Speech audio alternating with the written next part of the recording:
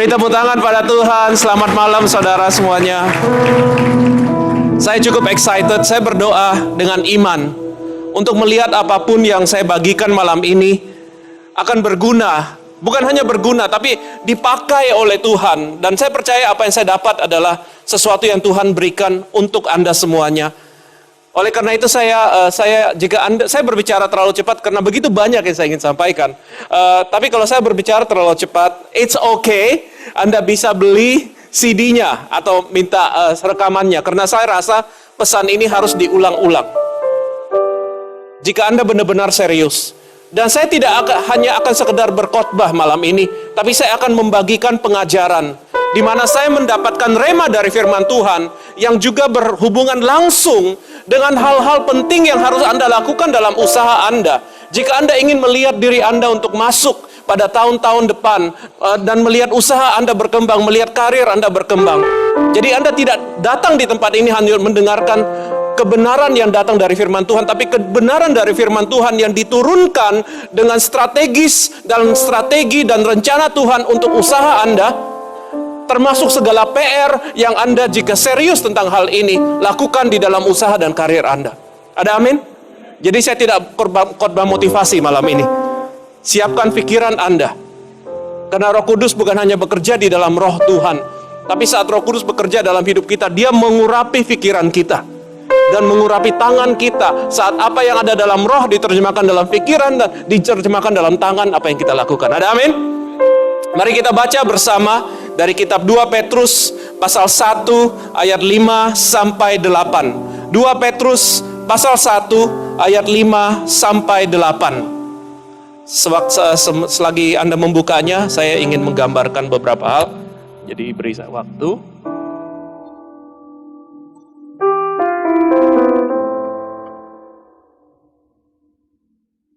Oke, sudah ketemu? Oke, mari kita baca bersama. 2 Petrus pasal 1 ayat 5 sampai 8. Justru karena itu, mari baca bersama-sama dengan semangat dong. Dengan semangat. Ada amin tempat ini? Oke, lihat kiri kanan katakan semangat. Kalau mau berusaha kan harus semangat ya, amin ya. Oke. Ayat 5. Justru karena itu, kamu harus dengan sungguh-sungguh berusaha untuk menambahkan kepada imanmu kebajikan, dan kepada kebajikan pengetahuan, dan kepada pengetahuan penguasaan diri, kepada penguasaan diri ketekunan, dan kepada ketekunan kesalehan, dan kepada kesalehan kasih akan saudara-saudara, dan kepada kasih akan saudara-saudara kasih akan semua orang. Sebab apabila semuanya itu ada padamu dengan berlimpah-limpah, maka kamu akan dibuatnya menjadi giat dan berhasil dalam pengenalanmu akan Yesus Kristus Tuhan kita. Tuhan ingin keberadaan kita, hidup kita dipenuhi oleh segala sesuatu yang berfaedah. Dikatakan di ayat itu bahwa di ayat 8 dikatakan, apabila semuanya itu ada padamu dengan berlimpah-limpah, kamu akan dibuatnya menjadi apa saudara? Giat dan berhasil dalam pengenalanmu akan Yesus Kristus. Dan ini pun termasuk di dalam pengenalanmu akan Yesus Kristus pada saat engkau menjalankan usahamu, pada saat engkau bekerja, pada saat engkau mengejar karirmu, dan pada saat engkau merintis kesuksesanmu. Karena siapa bilang pengenalan akan Kristus hanya terjadi dalam gereja? Tidak ada. Pengenalan dalam Kristus terjadi setiap saat, 24 jam, 7 hari seminggu. Selama kita masih bernafas, kita berkenalan terus dengan Kristus. Mengalami Dia. Ada amin? Oleh karena itu, apa yang saya bacakan ini ada di dalam hati Tuhan. Bahwa Tuhan ingin kita mengenali Dia, dan apa yang Dia ingin berikan kepada kita, Tuhan ingin kita mempunyai itu di dalam kita, dan dari kita mengalir masuk ke dalam usaha kita, atau karir, atau bisnis, atau pekerjaan kita, dan dari usaha kita pun mengalir kemana? Ke dunia. Dan dari dunia Kita akan lebih mengenal Tuhan dari semuanya ini dan lebih mengenal lagi, karena apapun yang kita kerjakan dari situ Tuhan tidak akan membiarkannya menjadi sia-sia. Dikatakan di ayat yang tadi bahwa menjadi giat dan apa? Berhasil. Di ayat 8 itu saya suka baca dalam versi bahasa Inggris, ada beberapa versi, tapi jika saya mengambil ayat 8, kekecilan buat Anda baca, dari versi New Living Translation, giat dan berhasil ditulis sebagai ini: productive and useful. Produktif dan berguna. Giat dan berhasil artinya produktif dan berguna. Apa artinya produktif? Artinya menghasilkan sesuatu dengan bertambah lama, bertambah menghasilkan lebih baik lagi, betul? Itu namanya produktif. Artinya apa yang Anda lakukan bukannya buahnya tambah lama tambah kecil, tapi buahnya tambah lama tambah besar dan tambah banyak. Dan juga berhasil. Artinya apa yang Anda lakukan bukan hanya bertambah banyak, tapi juga keberhasilan demi keberhasilan, demi keberhasilan, demi keberhasilan. Ada amin di tempat ini. Dan itulah maksud Tuhan. Jadi apa yang kita lakukan itu akan giat, produktif, dan berhasil di dalam dunia melalui usaha kita, karena Tuhan memang ingin kita alami itu, dan akan kembali kepada usaha kita, dan dari usaha kita akan kembali dalam hidup kita. Dan kita akan lebih mengenal Kristus dan bertambah di dalam pengenalan kita akan Dia. Ada amin di tempat ini. Ini yang paling penting. Apapun yang kita lakukan di dalam hidup kita, tujuannya selalu berakhir ke tempat ini. Dan ya, Tuhan ingin Anda menjadi pengusaha yang diberkati.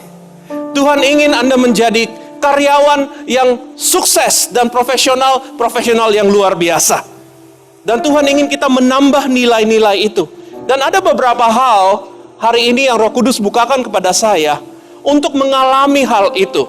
Untuk menjadi seorang pengusaha yang judulnya khotbah saya adalah Kingdom Value Business. Seseorang yang melakukan usahanya dengan nilai-nilai kerajaan Tuhan, dan bukan hanya melakukannya dengan nilai kerajaan Tuhan, tapi nilai kerajaan Tuhan benar-benar secara harafiah dititiskan ke dalam usaha Anda, dan usaha Anda benar-benar membawa secara nyata nilai-nilai kerajaan Tuhan itu ke dalam dunia, dan nilai-nilai itu menjadi begitu luar biasa mempengaruhi dunia dan membawa berkat dalam usaha Anda, dan juga membuat Anda orang yang mempengaruhi dunia dan mengenal Tuhan dengan luar biasa. Ada amin. Apakah nilai-nilai itu? Kita temukan nilai-nilai itu dari pembacaan dari ayat 5 sampai ayat 7. Dan saya akan satu persatu menjelaskan bagaimana nilai-nilai itu kita harus usahakan. Dikatakan di ayat 5, apa dikatakan di ayat 5? Justru karena itu kamu harus apa? Bagaimana kita menanamkan nilai-nilai itu dalam usaha kita? Harus dengan apa? Sungguh-sungguh, katakan sungguh-sungguh.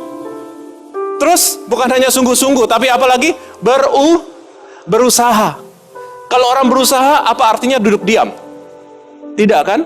Orang berusaha artinya menggunakan sekuat tenaga, talenta, apapun yang Anda dapat lakukan, itu namanya berusaha. Berusaha itu apakah menunggu Tuhan bertindak? Tidak. Berusaha adalah Anda bertindak sejauh di mana Anda bertindak dan percaya Tuhan akan menjalankan bagiannya. Ada amin di tempat ini. Itu namanya berusaha. Untuk menambahkan. Menambahkan artinya apa? Menambahkan artinya apa? Lawan dari mengurangi, betul? Menambahkan artinya kalau hari ini Anda di sini, besok Anda akan naik lagi.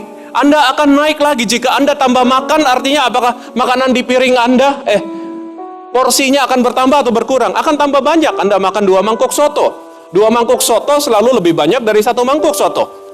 Dengan kata lain, saat kita menambahkan hal-hal ini dengan sungguh-sungguh dan giat dan dengan segenap kekuatan kita ke dalam usaha kita, Tuhan akan melakukan sesuatu. Tuhan akan membawa targetnya, yaitu Anda akan mengalami satu usaha.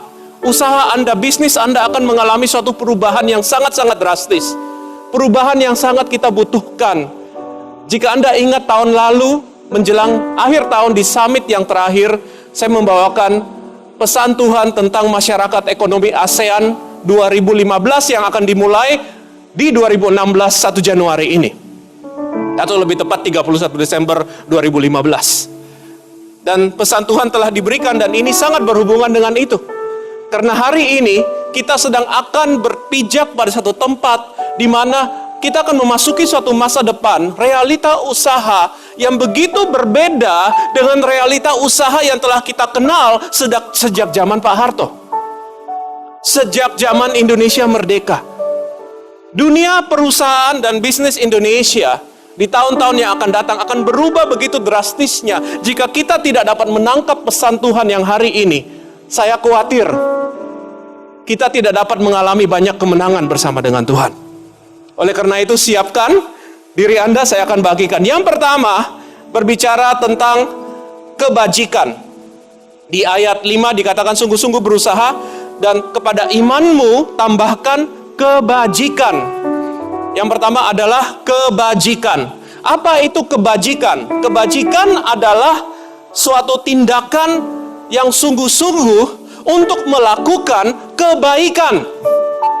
Jadi orang yang sungguh-sungguh sekuat tenaga ingin melakukan kebaikan adalah orang-orang yang melakukan kebajikan. Adalah orang-orang yang kebajikan. Oke? Kalau di Makassar, kalau kita katakan baik itu baji. Jadi makanya Redo Deng Baji, itu artinya dia adalah orang yang benar, dibenarkan karena melakukan banyak kebaikan. Oke, jadi kebajikan adalah suatu sikap atau kerinduan untuk melakukan kebajikan. Dan iman tanpa perbuatan adalah sia-sia. Oleh karena itu, setelah iman harus diikuti oleh kerinduan melakukan perbuatan baik. Oleh karena itu, iman ditambahkan dengan kebajikan. Nah, apa aplikasi kebajikan di dalam usaha Anda, di dalam pekerjaan Anda? Pada saat kita ingin melakukan kebajikan atau melakukan sesuatu yang baik, Tuhan ingin kita melakukan itu dengan sungguh-sungguh. Tuhan ingin kita menjadi excellent dalam melakukan perbuatan baik kepada orang-orang lain. Ada amin? Salah satu hal yang Tuhan sangat rindukan melihat terjadi di dalam usaha Anda dan dipunyai oleh usaha Anda dan dipunyai oleh karir Anda dan dipunyai oleh hati atau sikap Anda saat Anda bekerja adalah satu kesungguhan, kerinduan atau satu hati yang sungguh-sungguh ingin memberi yang terbaik, melakukan yang terbaik, yang baik kepada orang yang lain. Karena gereja melakukan hal yang baik pada hari Minggu, mungkin pada waktu CG, tapi Anda adalah gereja Tuhan, amin. Saat Anda keluar dari gereja Tuhan keluar dari gereja. Saat Anda membuka toko, itu gereja Tuhan buka toko. Apa yang Anda lakukan adalah kepanjangan tangan dari kebajikan Tuhan. Oleh karena itu, Tuhan ingin kita dengan sungguh-sungguh, dengan excellent, rindu dan berbuat sesuatu untuk kebaikan orang lain. Jika Anda rindu, siapa yang rindu usaha Anda menjadi berkat bagi orang-orang? Siapa yang rindu? Saya tahu semuanya rindu. Bagaimana usaha kita dapat menjadi berkat bagi orang lain? Kita mulai dengan satu hal. Kita harus tahu bagaimana usaha kita dapat menjadi berkat bagi orang lain. Jika kita hanya berkata, Tuhan aku rindu usahaku menjadi berkat bagi orang lain. Terus setiap hari kita berdoa kayak itu aja, kita tidak dengan sungguh-sungguh mengusahakannya, kapan usaha kita jadi berkat bagi orang lain? Ada amin? Jadi jika kita rindu, usaha kita jadi berkat bagi orang lain, kita harus mulai dengan memposisikan usaha kita untuk bermanfaat bagi orang lain. Atau memberi arti bagi usaha kita, mencari arti. Apa artinya aku berusaha ini? Apa artinya aku berusaha furniture? Apa artinya aku berusaha makanan? Apa artinya aku berusaha investasi? Bagaimana usaha ini dapat mempunyai tujuan untuk memberkati orang lain? Dengan kata lain, what is the purpose of your business? Katakan purpose. Dan setelah Anda mengenal purpose itu, Anda harus posisikan perusahaan Anda, pekerjaan Anda, karir Anda ke dalam purpose itu. Jadi purpose positioning. Dunia ini sedang mengalami perubahan yang sangat-sangat drastis, saudara. Perusahaan-perusahaan yang terbesar di dunia dan bahkan sekarang perusahaan-perusahaan yang menengah, SME, small medium enterprise dan micro enterprise, bertambah lama bertambah sadar akan pentingnya mempunyai tujuan dan manfaat kebaikan kepada orang-orang yang menjadi pelanggannya. Jadi bukan hanya sekedar jual barang. Jika dari sudut pandang pengusaha bisnis-bisnis terbesar, saya berikan contoh aja beberapa. Tunjukkan contohnya tentang Nestle. Ini adalah produk Nestle. Mungkin ini hanya sebagian dari produk Nestle. Dan jika Anda tahu Nestle, sebenarnya Nestle bahasa Inggrisnya adalah Nestle. Nestle bukan Nestle. Kita suka bacanya Nestle, tapi dibaca yang benar adalah Nestle. Nestle artinya berdiam di dalam satu tempat, oke? Nestle. Ini adalah produk-produk dari Nestle. Nestle. Tapi jika kita mau cari apakah Nestle itu sebagai perusahaan, Nestle bukan hanya sekedar perusahaan yang menjual makanan dan menjual barang-barang dari segala macam dia punya. Dari makanan, Nescafe dia punya, Pampers dia punya, diesel, pakaian juga dia punya. Segala macam dia punya, L'Oreal dia punya, coklat, Wonka juga dia punya, semua dia punya.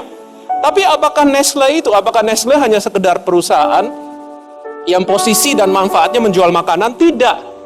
Karena hari ini, jika Anda ke Nestle manapun, jika Anda bertanya, perusahaanmu untuk apa? Mereka akan berkata seperti ini, perusahaan kita mempunyai tujuan, mempunyai purpose. Purpose kita adalah untuk membuat orang-orang sehat dan membuat kehidupan lebih baik. Healthy and well, health and wellness. Jadi Nestle tidak lagi nestle, itu artinya nestle tuh. Burung yang tinggal di sarang, the bird that is in the nestle, nestled in the nest. Oke?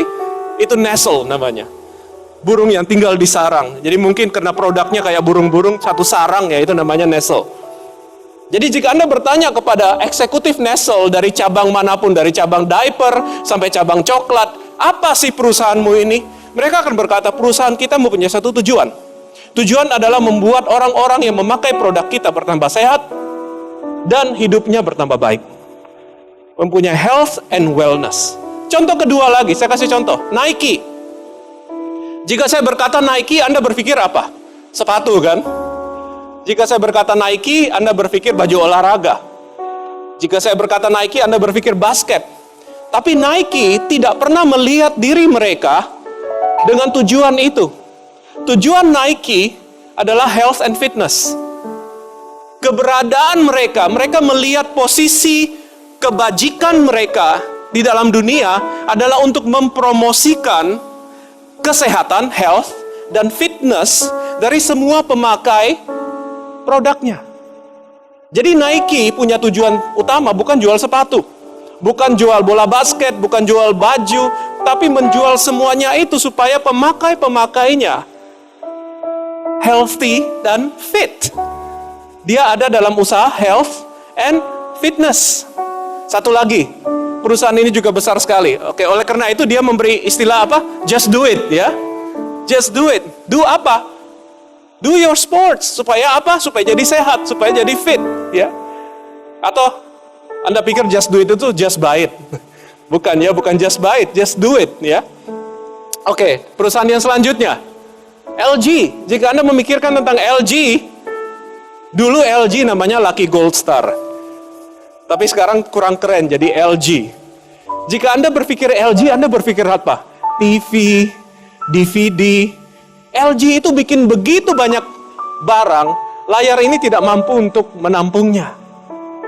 Tapi jika Anda bertanya sama semua orang di setiap divisi LG, LG itu apa sih? Mereka hanya akan jawab gini, LG, tunjukkan yang selanjutnya. This is LG, life is good. Mereka hanya punya satu tujuan, untuk memastikan pemakainya have a good life.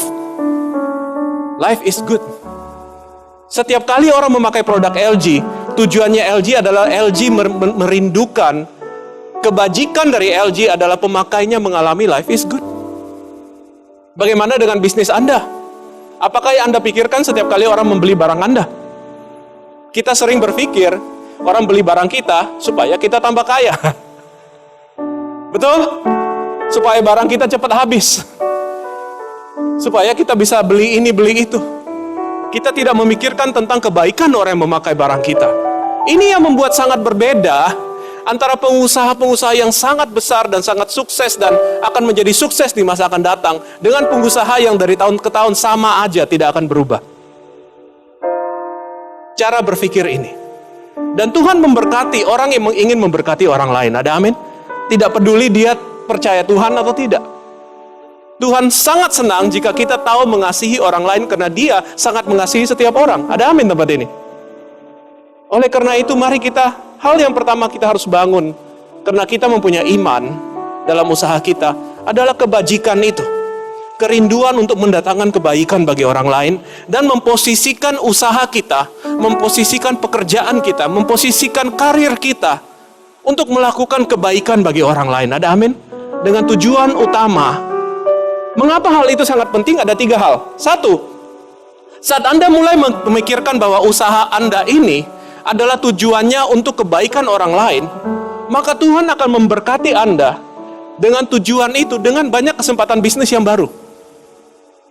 Jika Anda hari ini jual soto, dan Anda berkata, Tuhan, puji Tuhan, hari ini Tuhan berikan saya soto, bisnis saya soto, saya punya 1 rombong. Tapi Tuhan, kerinduan saya bukan jual soto, kerinduan saya sebenarnya supaya semua orang yang makan soto ini, itu menjadi orang-orang yang sehat. Anda mulai berpikir bukan hanya soto, Anda memikirkan orang sehat. Saat Anda mulai berpikir tentang orang sehat dan makanan sehat, soto Anda akan tambah lama menjadi soto yang sehat. Anda mungkin akan mendapat peluang baru, soto tanpa jeroan. Soto diet, saya nggak tahu. Soto nutrisi penuh. Soto yang tidak dibuat dengan bahan-bahan minyak jenuh. Banyak. Tuhan akan membuka pintu-pintu baru bagi usaha Anda saat Anda mulai memikirkan tentang kebaikan orang lain. Itu satu yang pertama. Yang kedua, Tuhan akan memakai bisnis itu yang ingin melakukan hal yang baik kepada orang lain untuk memberi orang inspirasi. Dan yang terinspirasi itu termasuk pegawai Anda. Jika dulu pegawai Anda persis seperti Anda, jika Anda buka toko, Anda hanya pikir pokoknya hari ini aku harus cuan. Kalau orang beli ya sudah, yang penting dia sudah beli, nggak mau tahu, pokoknya aku sudah cuan. Pegawai juga begitu, aku nggak mau tahu hari ini aku masuk kerja supaya aku ada makanan, untuk duit untuk beli makanan. Aku tidak datang sini untuk kebaikan bosku, aku datang di sini untuk kebaikanku. Kalau tugasku 5 jam selesai, tambah 1 menit pun, kalau bosku nggak kasih lembur, aku akan demo di depan Gerahadi. Tapi jika Anda sebagai pengusaha dapat mulai memperlihatkan bahwa Anda lebih rindu melakukan kebaikan, maka pegawai Anda pun mulai melakukan kebaikan. Anda mengerti? Anda menjadi satu inspirasi. Bukan hanya menjadi inspirasi bagi SDM Anda juga akan menginspirasi orang-orang untuk yang hebat-hebat datang untuk kerja dengan Anda. Ada amin? Barusan ini saya begitu kagum dengan Pak Ahok. Ternyata hari-hari ini Ahok ini banyak dibantu oleh anak-anak konglomerat yang baru lulus dari luar negeri. Mereka adalah anak-anaknya konglomerat.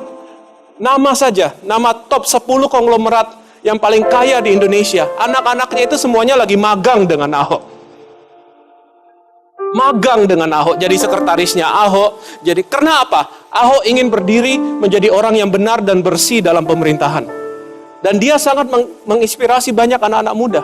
Dan anak-anak muda terbaik Indonesia yang bapaknya milioner, triliuner, yang jika saya bilang namanya Anda semuanya tahu, itu bela-belain jadi asisten tanpa dibayar, kerja sukarela di balai kotanya Ahok.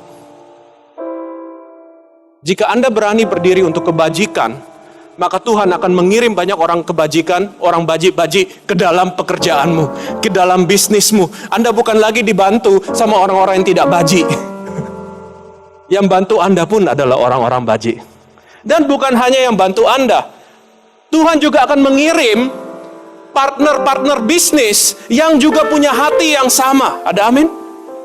Dan bukan hanya partner-partner bisnis, Tuhan akan mengirim investor-investor yang mengerti akan hal ini untuk menginvest dalam usaha Anda.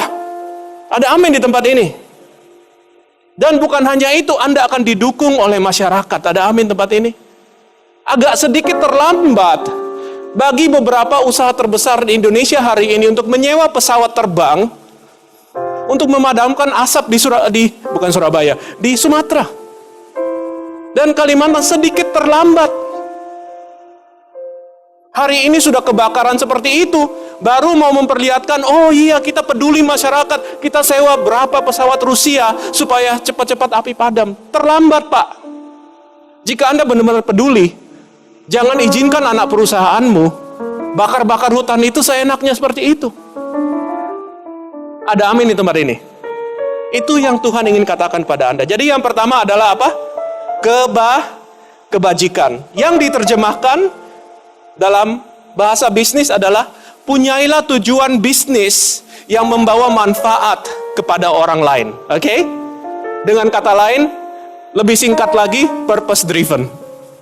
Purpose driven business. Oke? Katakan 1 2 3.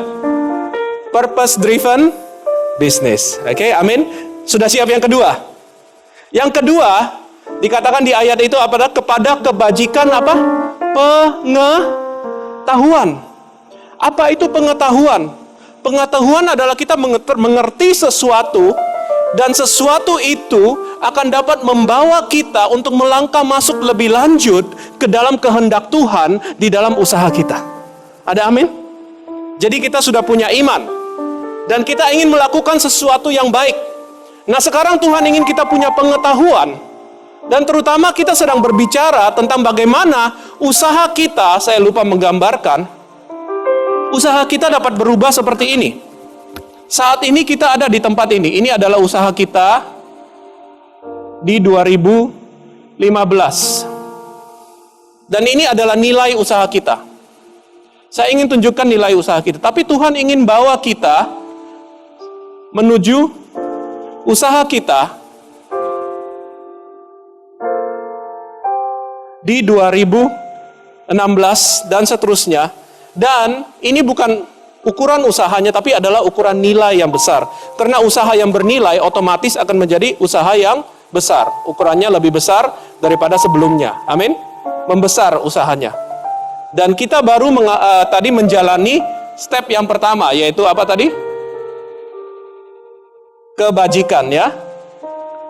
Kebajikan yang diterjemahkan sebagai purpose position, ya. Position of purpose.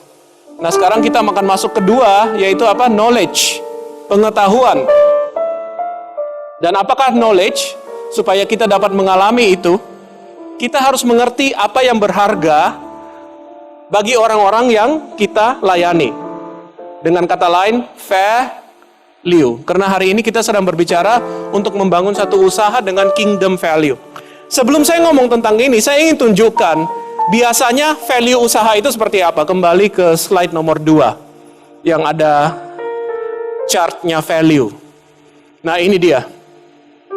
Ini adalah apa yang kita alami sehari-hari dari sudut pandang value atau nilai dari usaha kita. Ini adalah bisnis kita, Anda kelihatan. Ini adalah supplier Anda yang jualin Anda barang. Ini adalah pelanggan Anda. Dan ini adalah nilai. Nilai yang dapat diukur dengan uang dan lain-lain. Sebagai pengusaha kita tentu beli barang, betul? Untuk menjual barang itu, atau kita memproduksi barang atau membeli bahan untuk membuat barang yang kita akan jual. Kita mempunyai supplier. Dan bagi supplier, keuntungan dia adalah pada saat kita membeli barang dengan yang kita perlukan untuk jual atau produksi. Kita punya cost, kita punya ongkos, ya. Dan nilai dari seorang supplier adalah keuntungannya daripada modal dia dengan harga dia jual kepada kita. Betul? Apa yang biasanya dilakukan jika Anda adalah supplier? Tentu Anda akan selalu berusaha menjual semahal mungkin kepada orang yang membeli dari Anda, betul kan? Dan apa yang terjadi dengan Anda di tengah-tengah ini? Anda senantiasa mendapat tekanan dari supplier yang selalu ingin menaikkan harga. 2015 naik 10%, 2016 naik lagi 10%. Kenapa naik terus, Pak? Iya kan harga di pasaran naik terus. UMR baru naik. Apalagi listrik baru naik. Tiap tahun saya lihat rata-rata pasti naik 10%, 5%, minimum 10%. Alasannya kan selalu gitu. Supplier selalu berusaha naikkan harga, betul? Bagaimana dengan customer? Customer kebalikannya supplier. Customer selalu berusaha menekan harga, betul kan? Menekan harga. Kalau tidak diskon, tidak beli. Kan sudah biasa kalau di Indonesia, kalau orang kasih buka harga, pasti kita minta diskon kan? Dengan kata lain, harga sebenarnya itu sebenarnya harga yang didiskon sih. Tapi itu adalah kebiasaan. Kita beli bakmi pun setelah kita beli bakmi, bisa diskon nggak, Mbak? Pakai kartu kredit apa ada diskonnya? Kita selalu berusaha menekan sang penjual, betul Kak? Dan penjual untungnya dari mana? Ya dari harga dia beli sama dari harga dia jual kan? Dari sini ditekan terus, dinaikin terus harga dia beli modal. Terus dari pembeli selalu menekan lagi harga dijualnya. Apa yang terjadi dengan sebagian besar kita? Kita selalu terperangkap di tengah. Karena nilai usaha kita selalu pancet. Gitu-gitu aja. Oleh karena itu Tuhan tidak senang. Tuhan berkata, hari ini aku ingin engkau mengalami apa yang kebesaranku, nilaiku turun dalam hidupmu, dari hidupmu turun dalam usahamu, dan usahamu turun dalam dunia usahamu, dan akan menjadi besar.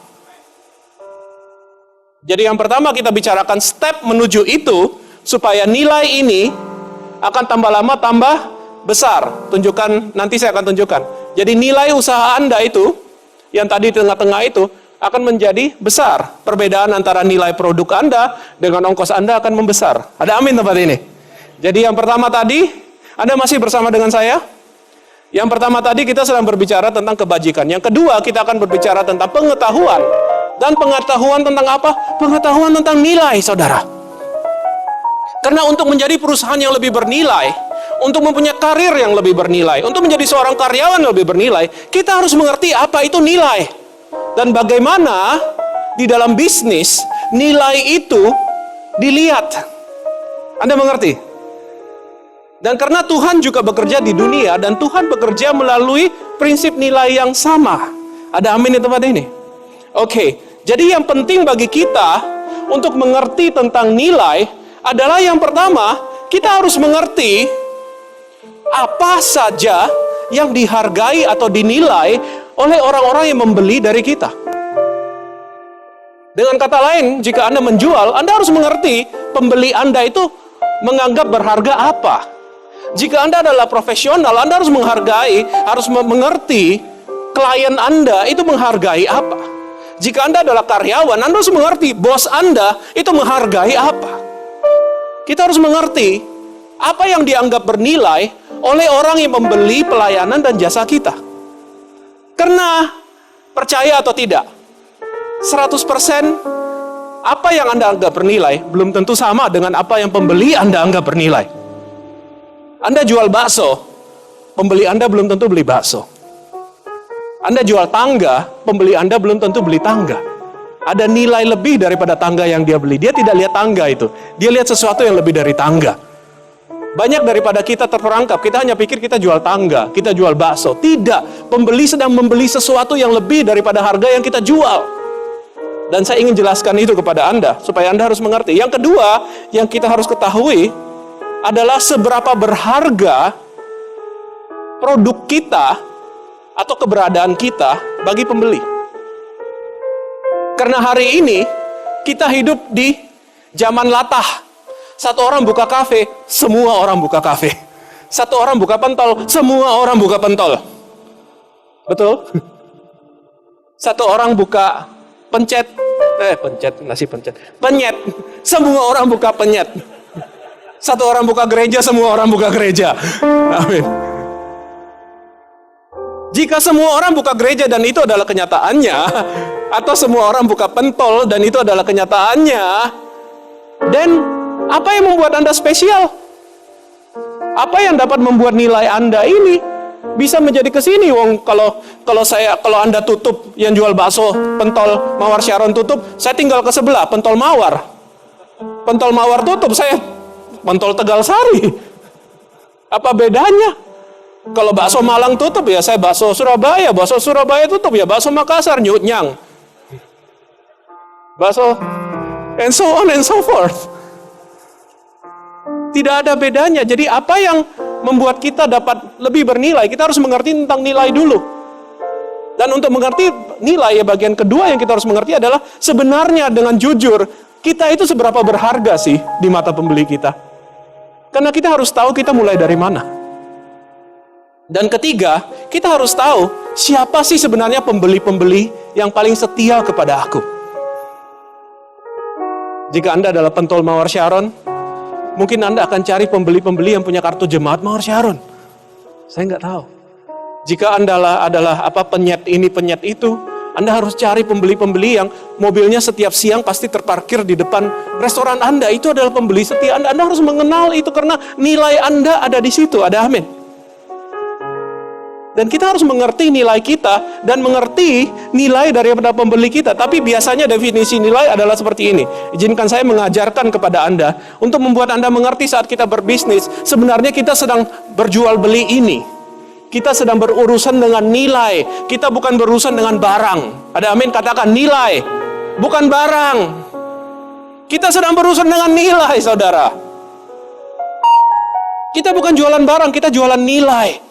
Jika Anda hanya jualan barang, Anda akan pancet. Jika Anda berjualan nilai, Anda akan bertumbuh karena nilai tidak ada batasnya. Ada amin? Oleh karena itu kita harus mengerti nilai. Nilai adalah ini. Jika nilai dari 0 sampai tidak terbatas, ini adalah pembagian nilai. Ada nilai untuk supplier, yaitu orang-orang yang menjual kepada kita. Ada nilai usaha kita, apa yang kita beli dan nanti kita jual. Dan juga ada nilai bagi pembeli kita. Orang-orang yang membeli daripada kita. Jadi perbedaan dari barang yang kita beli untuk modal kita dengan orang yang menjual barang kepada kita, itu adalah nilai. Nilai, ini kekecilan ya. Kelihatan nggak kalau saya laser pointer? Itu adalah nilai untuk supplier. Perbedaan dari harga kita menjual, kita membeli dan kita menjual, itu adalah nilai usaha kita. Tadi saya sudah jelaskan itu. Dan perbedaan daripada harga kita jual dengan apa yang sebenarnya dilihat nilai barang kita oleh customer, itu adalah nilai bagi customer. Jika Anda ingin lebih mengerti lagi di sini dia. Ini adalah modal supplier, ini adalah harga supplier jual ke kita, ini adalah harga jual kita, dan ini adalah nilai kita. Nah, sekarang masalahnya sebagian besar daripada kita tidak mengerti bahwa kita menjual nilai. Kita hanya berpikir kita jual tangga. Kita hanya berpikir kita jual bakso. Kita hanya berpikir kita jual kulkas. Kita hanya pikir kita jual bangunan. Oleh karena itu, karena kita selalu berpikir kita jual barang atau kita jual pelayanan, kita akan selalu melakukan ini. Apa yang kita lakukan? Kita selalu menekan ongkos. Karena yang jualan kepada kita selalu menaikkan harga, kita berusaha selalu tekan harga, betul? Terus pada waktu bersamaan, kita juga selalu berusaha naikkan harga. Betul atau betul? Karena semua pengusaha di tempat ini, jika saya bertanya pada Anda, bagaimana cara menjadi lebih kaya? Gampang, Pak. Turunkan ongkos, naikkan harga. Itu adalah cara berpikir pengusaha yang jual barang. Tapi hari ini saya ingin mengajarkan Anda bukan jual barang, jual nilai.